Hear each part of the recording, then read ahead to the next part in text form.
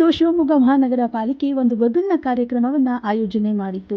ಅದೇನೆಂದರೆ ಅಪ್ಪ ಮಗಳು ಸೇರಿಕೊಂಡು ಅಡುಗೆ ಮಾಡಬೇಕು.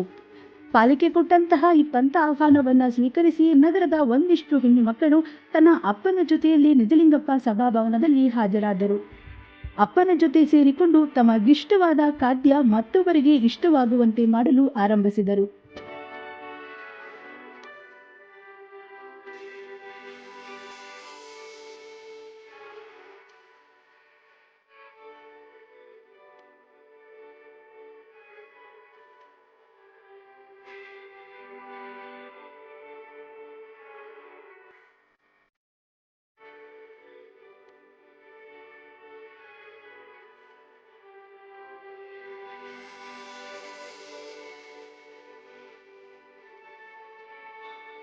ಜೊತೆಗಿದ್ದಂತಹ ತರಕಾರಿಗಳನ್ನು ಹೆಚ್ಚಲು ಅಡುಗೆ ಬಿಸಿ ಮಾಡಲು ಅಪ್ಪನ ಸಹಾಯವನ್ನ ತೆಗೆದುಕೊಂಡರು. ಅಪ್ಪಂದಿರು ಅಷ್ಟೇ ಬಹಳ ಪ್ರೀತಿಯಿಂದ, ಆಸಕ್ತಿಯಿಂದ, ಉತ್ಸಾಹದಿಂದ ಮಗಳಿಗೆ ಏನು ಬೇಕು ಅದನ್ನು ಸಿದ್ಧಪಡಿಸಿ ಕೊಡುತ್ತಿದ್ದರು.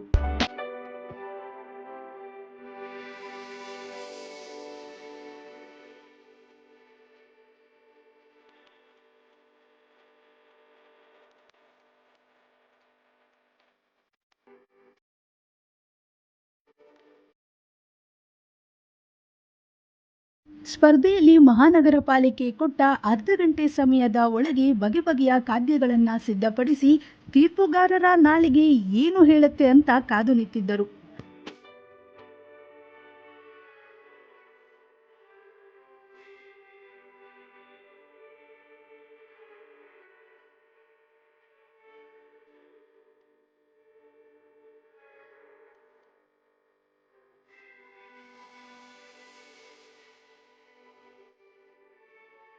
ಅಪ್ಪ ಮಗಳು ಸಿದ್ಧಪಡಿಸಿದಂತಹ ಆಹಾರವನ್ನ ನೋಡಲು ಶಾಸಕ ಚನ್ನಬಸಪ್ಪ, ಪಾಲಿಕೆ ಮೇಯರ್ ಶಿವಕುಮಾರ್ ಹಾಗೂ ಪಾಲಿಕೆ ಸದಸ್ಯರು ಬಂದಿದ್ದರು. ಶಾಸಕ ಚನ್ನಬಸಪ್ಪ ಪ್ರತಿಯೊಬ್ಬರ ಬಳಿಯೂ ಬಂದು ಅಡುಗೆಯ ಮಾಹಿತಿಯನ್ನ ಪಡೆದುಕೊಂಡರು.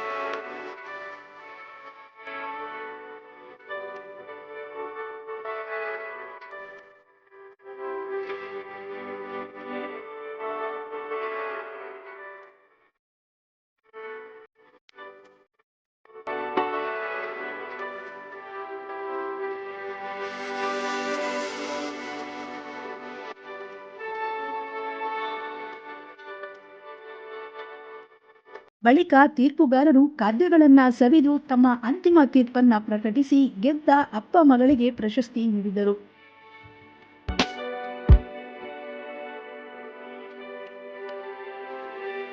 ಈ ತರ ಕಾಂಪಿಟೇಷನ್ ಇಟ್ಟಿದ್ರೆ ತುಂಬಾ ಖುಷಿ ಆಗ್ತಾ ಇದೆ. ನಾನು ನನ್ನ ತಂದೆ ಫಸ್ಟ್ ಬಂದು ಅಡಿಗೆ ಮಾಡ್ತಿದ್ದೆ ಫಸ್ಟ್ ಟೈಮ್. ನಾವು ಒಂದ್ 5 ತರ ಐಟಮ್ ಮಾಡಿದ್ದೀವಿ. ಅದರಲ್ಲಿ ರವಾ ಪ್ಲೇನ್ ಇಡ್ಲಿ, ಘೀ ಪುಡಿ ಇಡ್ಲಿ, ರವಾ ಮಸಾಲಾ ಇಡ್ಲಿ, ಅದ್ರ ಜೊತೆಗೆ ರವೆಯಲ್ಲಿ ಸ್ವೀಟ್ ಕಡುಬು ಮತ್ತೆ ರವೆಯಲ್ಲಿ ಬರ್ಫಿ ಮಾಡಿದ್ದೇವೆ. ಈಗ ಜಡ್ಜಸ್ ಬಂದು ನಮ್ದು ಅಡಿಗೆ ಹೇಗಿದೆ ಅಂತ ಹೇಳಿ ನೋಡಿದ್ರೆ ಖುಷಿ ಆಗುತ್ತೆ. ನನ್ನ ಹೆಸರು ಅಪೂರ್ವ, ನನ್ನ ತಂದೆ ಹೆಸರು ಕೃಷ್ಣ ಅಂತ ಹೇಳಿ. ಸುಮಾರು 5 ಬಗೆಯ ತಿಂಡಿಗಳನ್ನ ನನ್ನ ಮಕ್ಕಳು ಇವತ್ತು ಪ್ರಿಪೇರ್ ಮಾಡಿದ್ದಾರೆ. ತುಂಬಾ ಖುಷಿ ಅನ್ಸುತ್ತೆ ಈ ಒಂದು ಸ್ಪರ್ಧೆ. ನಮಸ್ತೆ ಸರ್, ನನ್ನ ಹೆಸರು ಅನಿತಾ ಅಂತ. ಇವ್ರು ನಮ್ಮ ತಂದೆಯವ್ರು ನಾರಾಯಣ ಸ್ವಾಮಿ ಅವರು. ನಾವಿವತ್ತು ಆಹಾರ ದಸರಾ ಅಂತ ಹೇಳಿ ಇದು ಮಾಡಿದ್ರು ಅಂತ ಕಾಂಪಿಟೇಷನ್ಗೆ ಪಾರ್ಟಿಸಿಪೇಟ್ ಮಾಡೋಣ ಅಂತ ಬಂದ್ವಿ. ರವೆ ಅನ್ನೋದು ಮೇನ್ ಇಂಗ್ರೀಡಿಯೆಂಟ್ ಆಗಿ ಇಟ್ಕೊಂಡು ಯಾವ್ದಾದ್ರು ಡಿಶಸ್ ಹಾಫ್ ಅನ್ ಅವರ್ ಅಲ್ಲಿ ಮಾಡ್ಬೋದು ಅಂತ ಹೇಳಿದ್ರು. ಹಾಗಾಗಿ ನಾವು ಒಂದು ರವೆಯನ್ನ ಒಂದು ಮುದ್ದೆ ರೀತಿಯಲ್ಲಿ ಮಾಡ್ಕೊಂಡು ಅದರಿಂದ ಮಾಡುವಂತ ಒಂದು 6 ವೆರೈಟೀಸ್ ಮಾಡಿದೀನಿ. ಸಿಹಿ ಕಡುಬು, ಒತ್ತು ಶಾವ್ಗೆ, ಸಿಹಿ, ಆಮೇಲೆ ಮಸಾಲಾ ಕಡುಬು, ಮಸಾಲಾ ಇಡ್ಲಿ, ಪಾಯಸ, ಜಾಮೂನ್ ಮಾಡಿದೀನಿ. ಮಹಾನಗರ ಪಾಲಿಕೆಯವರು ಈ ತರ ಒಂದು ಕಾರ್ಯಕ್ರಮ ಮಾಡೋದ್ರಿಂದ ನಮಗೂ ಒಂದು ಅಡಿಗೆ ಮಾಡ್ಲಿಕ್ಕೆ ಒಂದು ಸಂತೋಷ ಅನ್ಸುತ್ತೆ. ಪ್ರತಿ ವರ್ಷವೂ ಹೀಗೆ ಕಂಟಿನ್ಯೂ ಮಾಡ್ತಾ ಇರ್ಲಿ. ಧನ್ಯವಾದಗಳು. ನನ್ನ ಹೆಸರು ರಕ್ಷಿತಾ ಅಂತ, ಅಪ್ಪನ ಹೆಸರು ಗುರುರಾಜ್ ಅಂತ. ನಮ್ಮ ಅಪ್ಪ ಕೋಡಂದೂರಿಂದ ನಂಗೋಸ್ಕರ ಅಡಿಗೆ ಮಾಡಕ್ ಬಂದಿದ್ದಾರೆ ಇವತ್ತು. ನಾವ್ ಇದ್ರಲ್ಲಿ ನರ್ಮಲಾ ಸೊಪ್ಪಿನ ಇಡ್ಲಿ ಮಾಡಿದೀವಿ. ಅದ್ರಲ್ಲಿ ತುಂಬಾ ಅಂಶಗಳಿರುತ್ತೆ. ಅದು ಹೊಟ್ಟೆ ನೋವಿದ್ದಾಗ ಹೊಟ್ಟೆ ನೋವನ್ನ ತೆಗೆಯುತ್ತೆ. ಪೀರಿಯಡ್ಸ್ ಆಗಿರೋ ಮಹಿಳೆಯರಿಗೆ ಹೊಟ್ಟೆ ನೋವಿದ್ರೆ ತೆಗೆಯುತ್ತೆ. ಮತ್ತೆ ನಮ್ಗೆ ಹೆಚ್ಚುವರಿ ಪೀರಿಯಡ್ಸ್ ಆಗ್ತಿದ್ರೆ ಅದು ನಾರ್ಮಲ್ ಆಗುತ್ತೆ. ಆಮೇಲೆ ಬಾಣಂತಿಯರಿಗೆ 1 ತಿಂಗಳು ಇರುವಾಗಿದ್ದಾನೆ ಆ ಸೊಪ್ಪನ್ನ ಇಡ್ಲಿ ಕೊಡಕ್ ಅಥವಾ ಕಷಾಯ ಕೊಡಕ್ ಸ್ಟಾರ್ಟ್ ಮಾಡ್ತಾರೆ. ಆ ಸೊಪ್ಪಿನಿಂದ ಅವ್ರಿಗೆ ಸೊಂಟ ನೋವು, ಹೊಟ್ಟೆ ನೋವು, ಆಮೇಲೆ ಬಾಡಿಯಿಂದ ಹೋಗ್ತಿರೋಂತಹ ವೇಸ್ಟ್ ಗಳೆಲ್ಲ ಕಂಟ್ರೋಲ್ ಆಗಿ ಗಾಯಗಳು ಕೂಡ ಒಣಗಕ್ ಸ್ಟಾರ್ಟ್ ಆಗ್ತವೆ. ಆಮೇಲೆ ಇನ್ನು ಮಾಡಿರೋದು ಸೋರೆಕಾಯಿ ಪಾಸ. ಸೋರೆಕಾಯಿ ಇರೋದ್ರಿಂದ ಅದು ಆಂಟಿ ಆಕ್ಸಿಡೆಂಟ್ ತುಂಬಾ ಇರುತ್ತೆ. ಆಮೇಲೆ ಫೇಸಿಗೆ ತುಂಬಾ ಗ್ಲೋ ಕೊಡುತ್ತೆ. ಆಮೇಲೆ ಟೇಸ್ಟ್ ಕೂಡ ಎಲ್ಲಾ ಪಾಯಸನು ನಾರ್ಮಲ್ ಆಗಿ ತಿಂದಿರ್ತೀರಾ, ಇದು ಸೋರೆಕಾಯಿ ಹಾಕಿರೋ ಪಾಯಸನು ಡಿಫ್ರೆಂಟ್ ಆಗೇ ಇರುತ್ತೆ. ಪಕೋಡ ಅಷ್ಟೇ, ಪಕೋಡ ಸಂಜೆ ಟೈಮಲ್ಲಿ ಎಲ್ಲಾ ತರನು ತಿಂದಿರ್ತೀರಾ. ರವೆಯಿಂದ ಪಕೋಡನು ಮಾಡೋದು ನಾರ್ಮಲ್ ಆಗಿರೋದಿಲ್ಲ. ಸೊ ಸಂಜೆ ಟೈಮಲ್ಲಿ ಹೊಸ ತರ ಏನಾದ್ರು ಟ್ರೈ ಮಾಡ್ತೀರಾ ಅಂದ್ರೆ ರವೆ ಪಕೋಡ ಮಾಡ್ಬೋದು. ಆಮೇಲೆ ನಾವು ಮಾಡಿರೋ ಐಟಮು ತಾಲಿಪಿಟ್ಟು. ಎಲ್ಲಾ ತರಕಾರಿಗಳು ಯಾರು ತಿನ್ನಕ್ ಇಷ್ಟನೇ ಪಡೋದಿಲ್ಲ. ಅಂತ ಟೈಮಲ್ಲಿ ಎಲ್ಲಾ ತರಕಾರಿನೂ ಅಡ್ಗೆಗೆ ಹಾಕಿ ಮಾಡೋದ್ರಿಂದ ಮಕ್ಳಿಗೆ ನೋಡಕ್ ಅಟ್ರಾಕ್ಷನ್ ಕಾಣುತ್ತೆ. ಒಳ್ಳೆ ಪಿಜ್ಜಾ ತರ ಇದೆಪ್ಪ ಇದು ಅಂತ. ಅದ್ರ ಮೇಲೆ ಸ್ವಲ್ಪ ಸಾಸ್ ಹಾಕಿದ್ರೆ ಅಂತೂ ಪಿಜ್ಜಾ ಫ್ಲೇವರ್ ತರಾನೇ ಇರುತ್ತೆ. ಸೊ ಹಾಗಾಗಿ ಅದನ್ನ ತಿನ್ಬೇಕು ಅಂತ ತುಂಬಾ ಜನ ಅಟ್ರಾಕ್ಟ್ ಮಾಡ್ಬೋದು ಮಕ್ಳಿಗೆ ಎಲ್ಲಾ ತರಕಾರಿ ತಿನ್ನೋ ಹಾಗೆ ಮಾಡಕ್ಕೆ. ಪಿಜ್ಜಾ ಮಾಡಿದೀವಿ. ಆಮೇಲೆ ಮೊಳಕ ಮಾಡಿದೀವಿ. ಅದ್ರಲ್ಲಿ ಬಾಳೆಹಣ್ಣು ಇರೋದ್ರಿಂದ ಬಾಳೆಹಣ್ಣು ನಮಗೆ ಮುಖಕ್ಕೆ ತುಂಬಾ ಗ್ಲೋ ಕೊಡುತ್ತೆ. ಡೈಲಿ ಬಾಳೆಹಣ್ಣು ತಿನ್ನೋದ್ರಿಂದ ಜೀರ್ಣಕ್ರಿಯೆ ಚೆನ್ನಾಗಿರುತ್ತೆ. ಆಮೇಲೆ ನಿಮಗೆ ಹಾರ್ಟ್ ಪಂಪ್, ಬ್ಲಡ್ ಪಂಪ್ ಆಗಕ್ಕೆ ತುಂಬಾ ಹೆಲ್ಪ್ಫುಲ್ ಆಗಿರುತ್ತೆ.